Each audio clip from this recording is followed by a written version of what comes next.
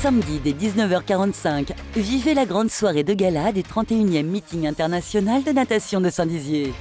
À travers un dispositif spécial, retrouvez en direct toutes les finales, les analyses C'est une nage qui n'est pas forcément évidente. et les réactions à chaud de nos invités. On a accueilli durant cette natation artistique Anouchka Martin. Bonsoir. Le 31e meeting international de natation de Saint-Dizier, samedi dès 19h45 en direct sur Puissance Télévisions.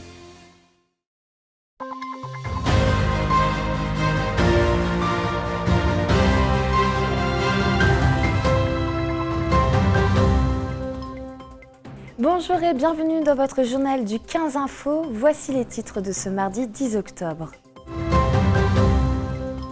La 3e édition du passeport du civisme est lancée. Depuis maintenant 3 ans, tous les élèves de CM2 de Saint-Dizier jouent les bons citoyens en participant à des actions tout au long de l'année sur des thématiques telles que la nature, le patrimoine ou encore le social. La science est en fête depuis vendredi dernier jusqu'à ce lundi. Cet événement national célèbre les sciences, les techniques et les innovations. L'occasion de faire découvrir au plus grand nombre le monde scientifique sous un format ludique et amusant. Samedi sportif dans le pays de Montmédy, ils étaient plus de 370 sportifs pour la première édition du Trail des Deux Monts. Les participants ont pu courir, marcher et même pratiquer de l'escalade tout en découvrant le patrimoine du Normezien. Les classes de CM2 des écoles élémentaires de la ville de Saint-Dizier ont pu découvrir depuis hier leur nouveau passeport du civisme. Pour cette 3e édition, les élèves sont invités à devenir des citoyens exemplaires en réalisant des actions civiques tout au long de l'année. Chaque bonne action sera récompensée d'un tampon. Brigitte Maesrassi nous dévoile ce nouveau carnet. Et à chaque thématique, il y a des actions à faire. Ce mardi 10 octobre, les élèves de CM2 de l'école élémentaire Gambetta de Saint-Dizier ont reçu la visite de Monsieur le maire Quentin Brière. Un rendez-vous qui marque alors le lancement de la 3e édition du passeport du civisme. Les quelques 300 élèves de CM2 de la ville sont invités à travers cette thématique du dispositif éducatif à aider le maire de Saint-Dizier à être un bon maire. En tout cas, c'est la requête que confie le premier magistrat à ses élèves. Pour y parvenir, les jeunes doivent user d'entraide, découvrir le patrimoine et préserver la nature. Cette année, on s'est dit mais il y a presque 300 élèves de CM2, avec eux, plantons 300 arbres dans la ville. Et à chaque fois qu'un élève plantera un arbre avec nous, on se débrouillera pour qu'il y ait son prénom et son nom qui puissent être inscrits à côté de l'arbre. Voilà, c'est une vraie initiation à ces thématiques-là. Ils vont découvrir aussi les étoiles avec l'observatoire de Valcourt. Ils vont pouvoir aller visiter le château de Fontainebleau, alors que l'année dernière, ils ont été à Compiègne. Et voilà, on enrichit les actions, on essaie de les faire bouger.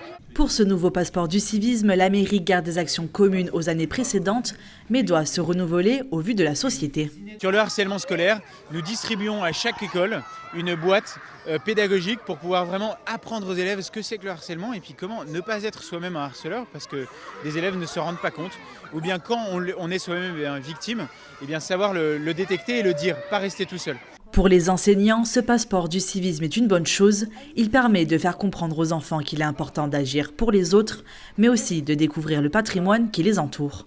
Ça se recoupe aussi avec des choses qu'on fait déjà en classe, comme la sensibilisation au harcèlement, qui est cette année dans le passeport, qui n'y était pas il y a 2 ans.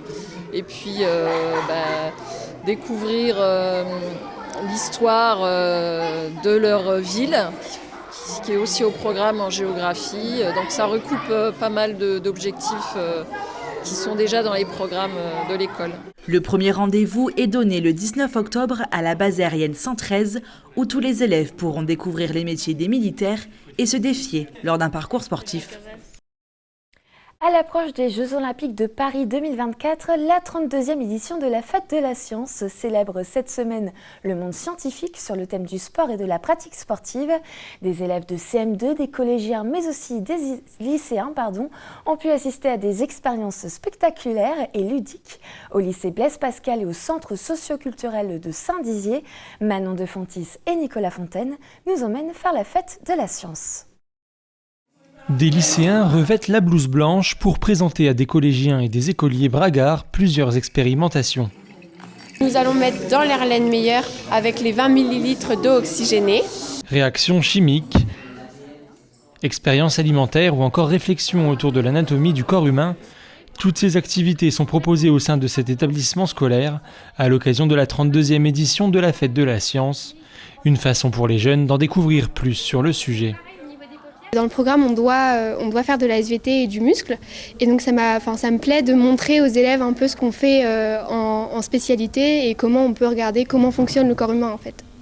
Comprendre et découvrir de manière amusante et ludique le monde scientifique, c'est l'objectif de cette Fête de la Science, un événement national initié par le ministère de l'Enseignement supérieur et de la Recherche. Ça leur donne une autre vue de la science qu'ils peut-être ne voient pas encore au niveau de l'école primaire et du collège. Au lycée, on fait quelques expériences, sachant que c'est des expériences que l'on fait avec mes élèves pour certaines. C'est important parce qu'on vit quand même dans un monde technologique et je trouve que c'est intéressant de comprendre le monde dans lequel on vit.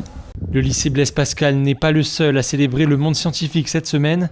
Le centre socioculturel de Saint-Dizier, lui aussi, s'est transformé en laboratoire scientifique avec l'exposition « Une aventure dans la cellule ». Un mur interactif propose également divers jeux sportifs ouverts à tous. Une activité qui fait écho au thème de cette nouvelle édition, la pratique sportive dans le cadre des Jeux Olympiques 2024. J'ai voulu qu'à Saint-Dizier on puisse accueillir ce type d'exposition, ce type d'activité parce qu'on est dans terre de jeu, ville active et sportive. Saint-Dizier s'inscrit sincèrement dans cette dynamique avec toutes nos forces et on veut montrer à nos jeunes qu'aujourd'hui Saint-Dizier est vraiment une ville laboratoire. La Fête de la Science se tiendra jusqu'au 16 octobre prochain. Les portes du centre socioculturel resteront donc ouvertes jusqu'à vendredi. La beauté sauvera le monde. Depuis hier, une trentaine de tableaux célèbres sont installés dans la ville de Saint-Dizier. Et pour la 3e année consécutive, ces œuvres d'art des grands musées nationaux seront exposées dans les rues sous forme d'affiches sur les panneaux publicitaires, comme vous le voyez sur ces images. Et sous le thème de l'art dans l'art, les Bragards pourront découvrir ou redécouvrir les œuvres d'Édouard Manet, Edgar Degas ou encore Marc Chagall jusqu'au vendredi 27 octobre. Direction à présent le pays de Montmédy, situé au nord de la Meuse, près de la frontière belge.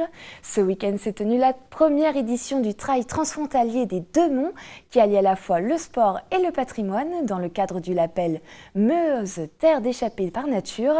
Au total, c'était près de 370 sportifs qui se sont élancés sur 3 parcours différents.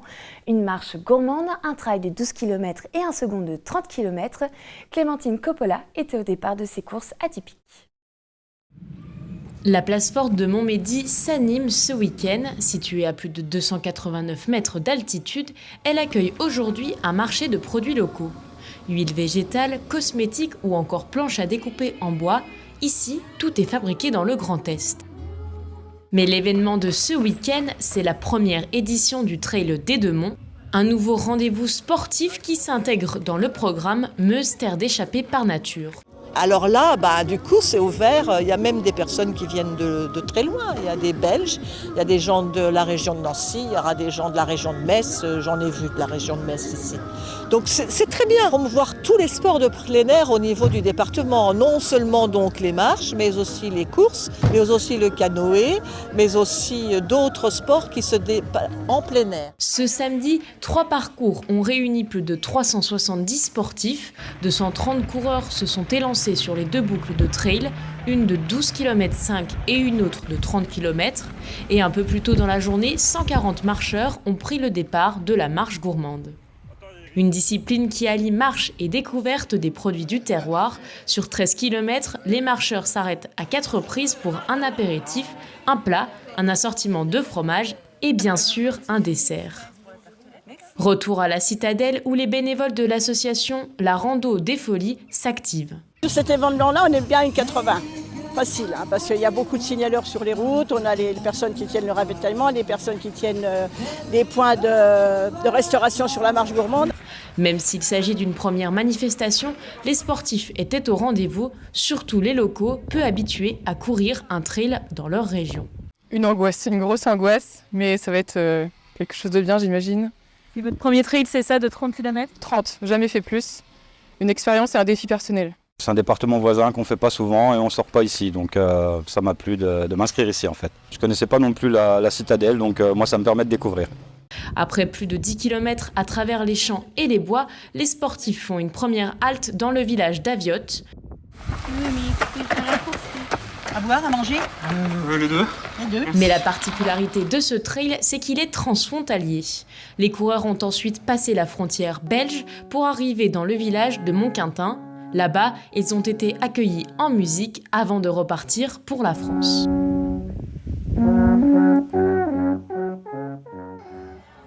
Et pour rajouter une dose de sport à ce samedi, les associations organisatrices ont greffé une session escalade à cette journée. En fait, dans la marche gourmande, on s'est dit qu'il fallait mettre une petite partie solidaire et sportive.